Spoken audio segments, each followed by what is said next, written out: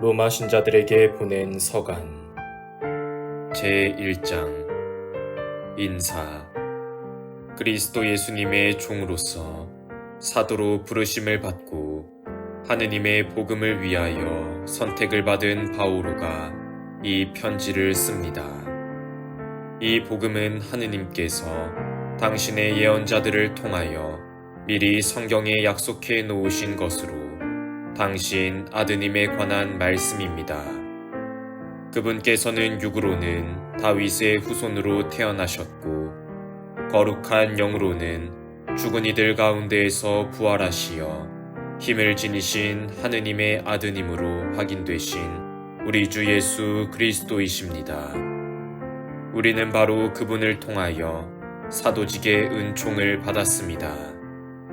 이는 그분의 이름을 위하여 모든 민족들에게 믿음의 순종을 일깨우려는 것입니다. 여러분도 그들 가운데에서 부르심을 받고 예수 그리스도의 사람이 되었습니다. 성도로 부르심을 받은 이들로서 하느님께 사랑받는 로마의 모든 신자에게 인사합니다. 하느님 우리 아버지와 주 예수 그리스도에게서 은총과 평화가 여러분에게 내리기를 빕니다. 로마를 방문하려는 원의. 먼저 여러분 모두의 일로 예수 그리스도를 통하여 나의 하느님께 감사를 드립니다. 여러분의 믿음이 온 세상에 알려지고 있기 때문입니다. 그분 아드님의 복음을 선포하며 내 영으로 섬기는 하느님께서 나의 증인이십니다. 나는 끊임없이 여러분 생각을 하며 기도할 때마다 하느님의 뜻에 따라 어떻게든 내가 여러분에게 갈 수 있는 길이 열리기를 빌고 있습니다. 나는 여러분을 보게 되기를 간절히 바랍니다.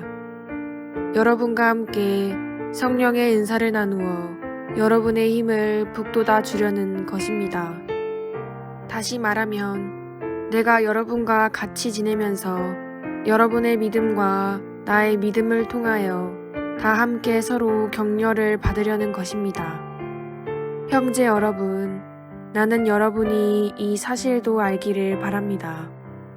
비록 지금까지 좌절되기는 하였지만 나는 여러분에게 가려고 여러 번 작정하였습니다. 다른 민족들에게서처럼 여러분에게서도 내가 어떤 성과를 거두려는 것이었습니다.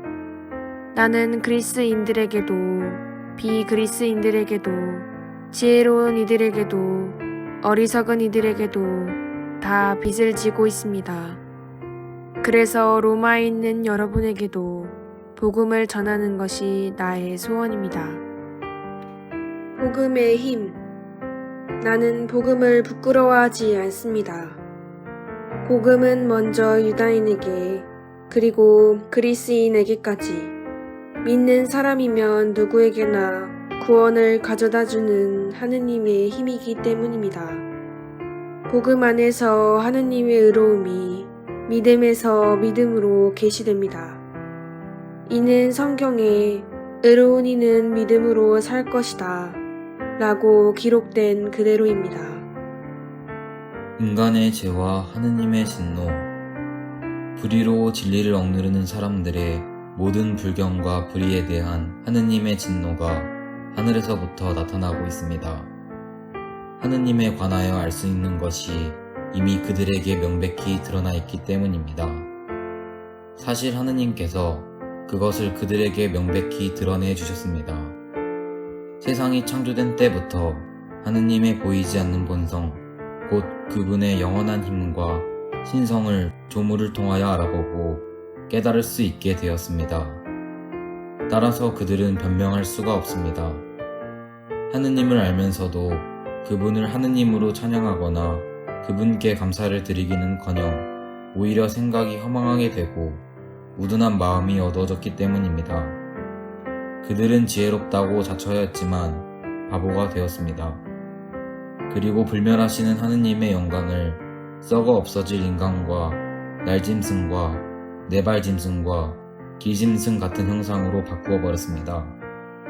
그리하여 하느님께서는 그들이 마음의 욕망으로 더럽혀지도록 내버려 두시어 그들이 스스로 자기들의 몸을 수치스럽게 만들도록 하셨습니다. 그들은 하느님의 진리를 거짓으로 바꾸어 버리고 창조주 대신에 피조물을 받들어 섬겼습니다. 창조주께서는 영원히 찬미 받으실 분이십니다. 아멘. 이런 까닭에 하느님께서는 그들을 수치스러운 정욕에 넘기셨습니다. 그리하여 그들의 여자들은 자연스러운 육체관계를 자연을 거스르는 관계로 바꾸어 버렸습니다. 남자들도 마찬가지로 여자와 맺는 자연스러운 육체관계를 그만두고 저희끼리 생욕을 불태웠습니다. 남자들이 남자들과 파렴치한 짓을 저지르다가 그 탈선에 합당한 대가를 직접 받았습니다. 그들이 하느님을 알아보시려고 하지 않았기 때문에 하느님께서는 그들이 분별 없는 정신에 빠져 부당한 짓들을 하게 내버려 두셨습니다. 그들은 온갖 불의와 사악과 탐욕과 악의로 가득 차 있고 시기와 살인과 분쟁과 사기와 악덕으로 그득합니다. 그들은 험담꾼이고 중상꾼이며 하느님을 미워하는 자고 불선하고 오만한 자며 허풍쟁이고 모략꾼이고 부모에게 순종하지 않는 자며 우둔하고 신의가 없으며 비정하고 무자비한 자입니다. 이와 같은 짓을 저지르는 자들은 죽어 마땅하다는 하느님의 법규를 알면서도 그들은 그런 짓을 할 뿐만 아니라 그 같은 짓을 저지르는 자들을 두둔하기까지 합니다. 제2장 하느님의 의로운 심판. 그러므로 남을 심판하는 사람이여, 그대가 누구든 변명의 여지가 없습니다. 남을 심판하면서 똑같은 짓을 저지르고 있으니 남을 심판하는 바로 그것으로 자신을 단죄하고 있기 때문입니다.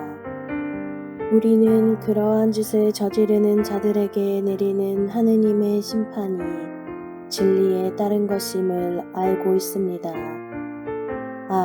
그러한 짓을 저지르는 자들을 심판하면서도 스스로 같은 짓을 하는 사람이여, 그대는 하느님의 심판을 모면할 수 있으리라고 생각합니까?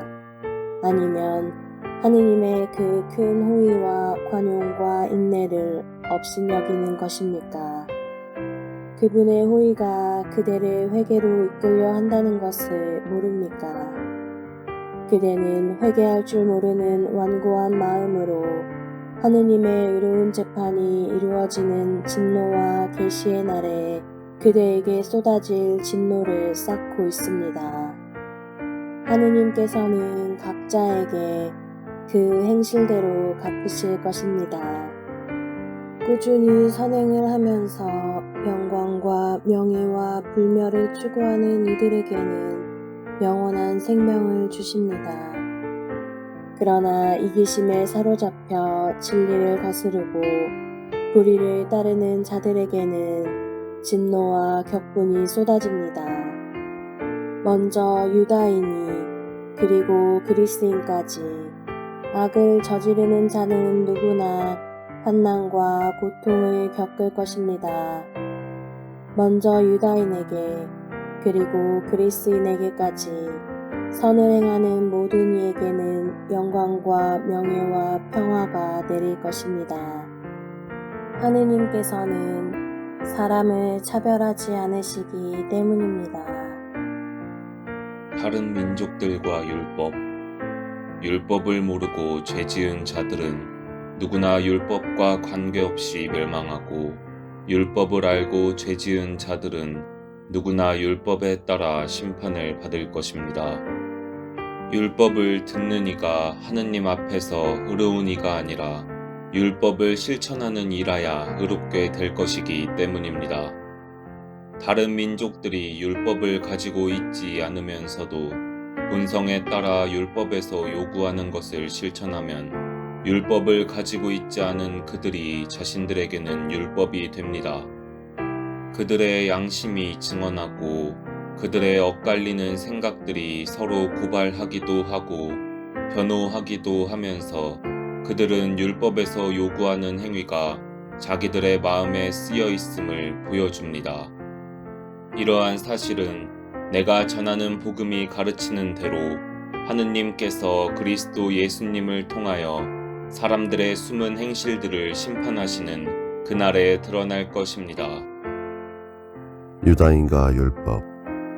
그런데 그대는 자신을 유다인이라고 부르면서 율법에 의지하고 하느님을 자랑하며 율법을 배워 하느님의 뜻을 알고 무엇이 중요한지 판단할 줄 안다고 합니다. 또 자신이 눈먼 이들의 인도자고 어둠 속에 있는 이들의 빛이라고 확신하며 율법에서 지식과 진리의 진수를 터득하였으므로 어리석은 자들의 교사이며 철없는 자들의 선생이라고 확신합니다. 그렇다면 남은 가르치면서 왜 자신은 가르치지 않습니까? 도둑질을 하지 말라고 설교하면서 왜 그대는 도둑질을 합니까? 간음을 하지 말라고 하면서 왜 그대는 간음을 합니까? 우상을 혐오한다고 하면서 왜 그대는 신전 물건을 훔칩니까? 율법을 자랑하면서 왜 그대는 율법을 어겨 하느님을 모욕합니까? 과연 성경에 하느님의 이름이 너희 때문에 다른 민족들 가운데에서 모독을 받는다고 기록되어 있습니다. 그대가 율법을 실천하면 할례는 유익합니다. 그러나 그대가 율법을 어기면 그대가 받은 할례는 할례가 아닌 것이 되고 맙니다. 그러니 할례 받지 않은 이들이 율법의 규정들을 지키면 할례를 받지 않았지만 할례를 받은 것으로 여겨지지 않겠습니까? 그리하여 몸에 할례를 받지 않았으면서도 율법을 준수하는 이들이 법전을 가지고 있고 할례를 받았으면서도 율법을 어기는 그대를 심판할 것입니다.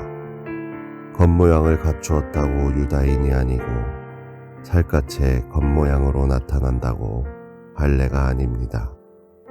오히려 속으로 유다인인 사람이 참 유다인이고 문자가 아니라 성령으로 마음에 받는 할례가 참 할례입니다. 그렇게 하는 이는 사람들이 아니라 하느님께 칭찬을 받습니다. 제3장 하느님의 진실성과 사람들의 죄. 그렇다면 유다인으로서 더 이로운 점은 무엇입니까? 할례의 이점은 무엇입니까? 어느 모로 보나 많이 있습니다. 우선 하느님께서 당신의 말씀을 그들에게 맡기셨다는 것입니다. 그러면 그들 가운데 몇 사람이 불성실할 경우에는 어떻게 됩니까? 그들의 불성실함이 하느님의 성실하심을 무효로 만들어 버린다는 말입니까? 결코 그렇지 않습니다. 당신께서 말씀하실 때에 당신의 의로움이 드러나고 사람들이 당신께 재판을 걸면 당신께서 이기실 것입니다. 라고 성경에 기록되어 있듯이 사람은 모두 거짓말쟁이지만 하느님은 진실하신 분이시라는 것이 드러나야 합니다.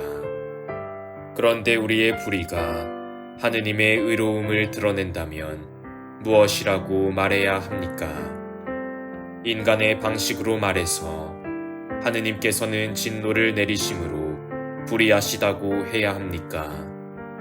결코 그렇지 않습니다. 그래서야 하느님께서 어떻게 세상을 심판하실 수 있겠습니까? 나의 거짓으로 하느님의 진실하심이 더욱 돋보여 그분 영광의 보탬이 된다면 왜 내가 여전히 죄인으로 심판을 받아야 합니까? 더 나아가서 악을 행하여 선이 생기게 하자고 해야 하지 않겠습니까? 사실 어떤 자들은 우리가 그런 말을 한다면서 우리를 비방하고 있습니다. 그러나 그런 자들은 합당한 심판을 받을 것입니다. 사람은 모두 죄인. 그러면 어떻게 됩니까? 우리가 유다인으로서 나은 점이 있습니까? 전혀 없습니다. 사실 우리는 이미 앞에서 유다인들이나 그리스인들이나 다 같이 죄의 지배 아래에 있다고 고발하였습니다. 이는 성경에 기록된 그대로입니다. 의로운 이가 없다. 하나도 없다. 깨닫는 이 없고 하느님을 찾는 이 없다. 모두 빗나가 다 함께 쓸모없이 되어버렸다. 호의를 베푸는 이가 없다. 하나도 없다. 그들 목구멍은 열린 무덤, 혀로는 사람을 속이고 입술 밑에는 살무사의 독을 품는다. 그들의 입은 저주와 독설로 가득하고 발은 남의 피를 쏟는 일에 재빠르며 그들이 가는 길에는 파멸과 비참만이 있다. 그들은 평화의 길을 알지 못한다. 그들의 눈에는 하느님을 두려워하는 빛이 없다. 우리가 알다시피 율법이 말하는 것은 모두 율법 아래 사는 사람들에게 해당됩니다. 그래서 모든 입은 다물어지고 온 세상은 하느님 앞에 유죄임이 드러납니다. 어떠한 인간도 율법에 따른 행위로 하느님 앞에서 의롭게 되지 못하기 때문입니다. 율법을 통해서는 죄를 알게 될 따름입니다. 믿음으로 의롭게 되는 길. 그러나 이제는 율법과 상관없이 하느님의 의로움이 나타났습니다. 이는 율법과 예언자들이 증언하는 것입니다. 예수 그리스도에 대한 믿음을 통하여 오는 하느님의 의로움은 믿는 모든 이를 위한 것입니다. 거기에는 아무 차별도 없습니다. 모든 사람이 죄를 지어 하느님의 영광을 잃었습니다. 그러나 그리스도 예수님 안에서 이루어진 속량을 통하여 그분의 은총으로 거저 의롭게 됩니다. 하느님께서는 예수님을 속죄의 제물로 내세우셨습니다. 예수님의 피로 이루어진 속죄는 믿음으로 얻어집니다. 사람들이 이전에 지은 죄들을 용서하시어 당신의 의로움을 보여주시려고 그리하신 것입니다. 이 죄들은 하느님께서 관용을 베푸실 때 저질러졌습니다. 지금 이 시대에는 하느님께서 당신의 의로움을 보여주시어 당신께서 어려우신 분이며 또 예수님을 믿는 이를 의롭게 하시는 분임을 드러내십니다. 그러니 자랑할 것이 어디 있습니까? 전혀 없습니다. 무슨 법으로 그리 되었습니까? 행위의 법입니까? 아닙니다. 믿음의 법입니다. 사실 사람은 율법에 따른 행위와 상관없이 믿음으로 의롭게 된다고 우리는 확신합니다. 하느님은 유다인들만의 하느님이십니까? 다른 민족들의 하느님은 아니십니까? 아닙니다. 다른 민족들의 하느님이시기도 합니다.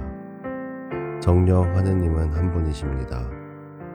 그분께서 할례받은 이들도 믿음으로 의롭게 하시고 할례받지 않은 이들도 믿음을 통하여 의롭게 해주실 것입니다. 그렇다면 우리가 믿음으로 율법을 무효가 되게 하는 것입니까?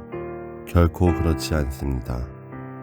오히려 율법을 굳게 세우자는 것입니다. 제4장 아브라함의 믿음. 그렇다면 혈육으로 우리 선조인 아브라함이 찾아 얻은 것을 두고 우리가 무엇이라고 말해야 합니까? 아브라함이 행위로 의롭게 되었더라면 자랑할 만도 합니다. 그러나 하느님 앞에서는 그렇지 않습니다. 성경은 무엇이라고 말합니까? 아브라함이 하느님을 믿으니 하느님께서 믿음을 의로움으로 인정해 주셨다 하였습니다. 일을 하는 사람에게는 품삯기 선물이 아니라 당연한 보수로 여겨집니다. 그러나 일을 하지 않더라도 불경한 자를 의롭게 하시는 분을 믿는 사람은 그 믿음을 의로움으로 인정받습니다. 그래서 다윗도 하느님께서 행위와는 상관없이 의로움을 인정해 주시는 사람의 행복을 이렇게 노래합니다. 행복하여라 불법을 용서받고 죄가 덮어진 사람들. 행복하여라 주님께서 죄를 헤아리지 않으시는 사람. 그렇다면 이 행복이 할례받은 이들에게만 해당됩니까? 아니면 할례 받지 않은 이들에게도 해당됩니까? 우리는 하느님께서 아브라함의 믿음을 의로움으로 인정해 주셨다고 말합니다. 그러면 어떤 상황에서 그러한 인정을 받았습니까? 할례를 받은 다음입니까? 아니면 할례를 받지 않았을 때입니까? 할례 받은 다음이 아니라 할례 받지 않았을 때입니다. 그는 할례를 받지 않았을 때에 믿음으로 얻은 의로움을 확증하는 것으로서 할례라는 표징을 받았습니다. 이는 그가 할례를 받지 않고도 믿는 모든 사람의 조상이 되어 그들도 의로움을 인정받게 하려는 것이었습니다. 또한 아브라함은 할례 받은 이들의 조상입니다. 그들은 할례를 받았을 뿐만 아니라 우리 조상 아브라함이 할례를 받지 않았을 때에 걸어간 그 믿음의 발자취도 따라 걸었습니다. 믿음을 통하여 실현된 하느님의 약속.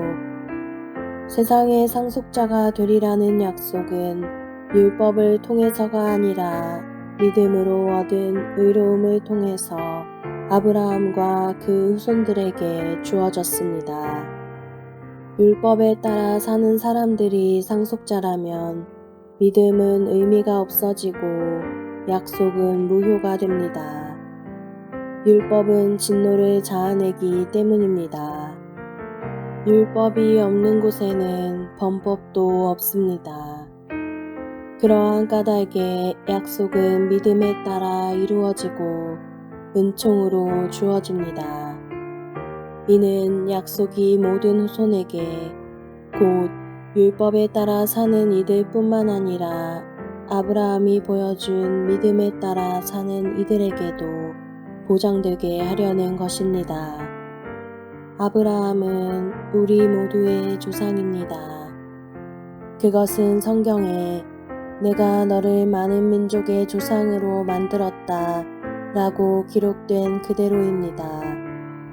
아브라함은 자기가 믿는 분, 곧 죽은 이들을 다시 살리시고 존재하지 않는 것을 존재하도록 불러내시는 하느님 앞에서 우리 모두의 조상이 되었습니다.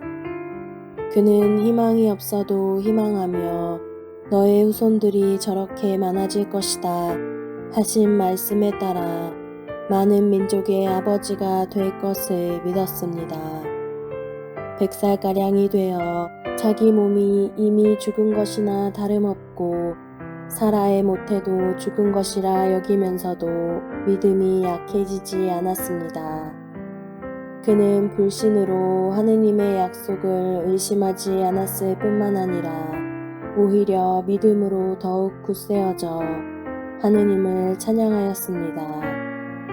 그리고 하느님께서는 약속하신 것을 능히 이루실 수 있다고 확신하였습니다. 바로 그 때문에 하느님께서 그 믿음을 의로움으로 인정해 주신 것입니다. 하느님께서 인정해 주셨다는 기록은 아브라함만이 아니라 우리를 위한 것이기도 합니다.